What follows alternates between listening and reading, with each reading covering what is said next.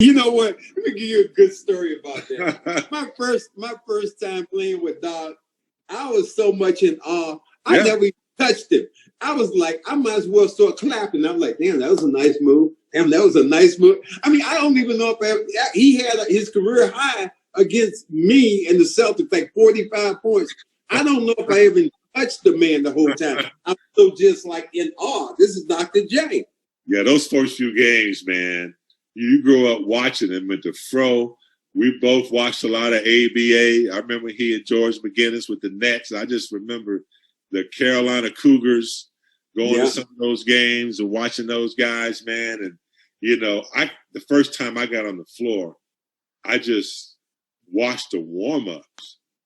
They had those red and blue, those stripe warm-ups, and fucking Dr. J.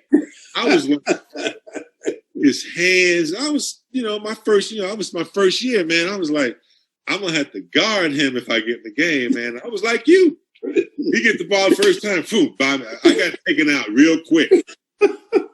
I did, and then it was just that you play against the Iceman. I had one of my best defensive games ever against the Ice. In fact, our assistant coach Bill Burker took me to the side. He said, "Man, that was the best. You got through every pick.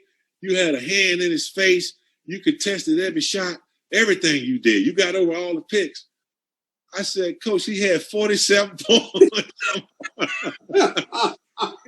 He said, "Well, I didn't say how many points he scored." He said, "That was just the best defensive effort you ever put."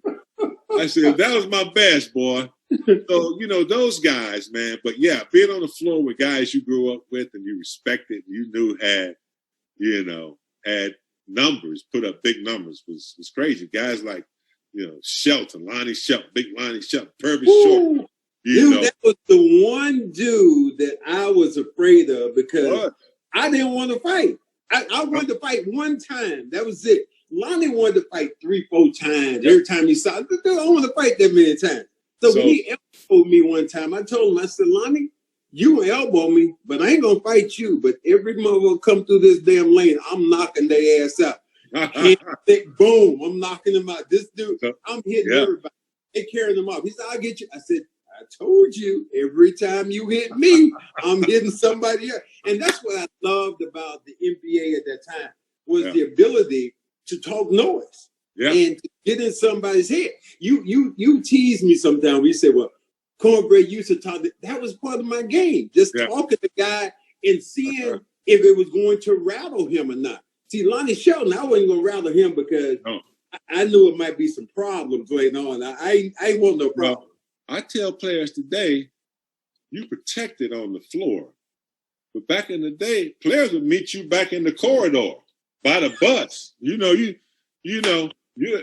don't mess around, man. I learned the lesson with Lonnie, man. The trick, and John Drew did this to me first. You're on a fast break. Old veterans used to do this.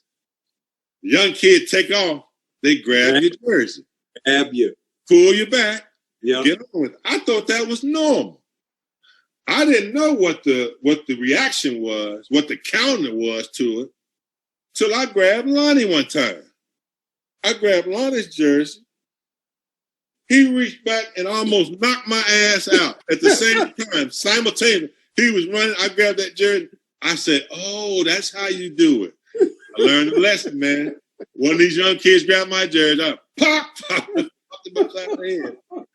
But man, those were the days you could talk trash. You could, they had beer in the locker room after the game. Oh man, Nobody abused it. Nobody abused it. Hello everyone, I spend a lot of time trying to get you guys nice videos, so please subscribe to this page and please subscribe to my second page. The link to my second page is in the description section. Thank you.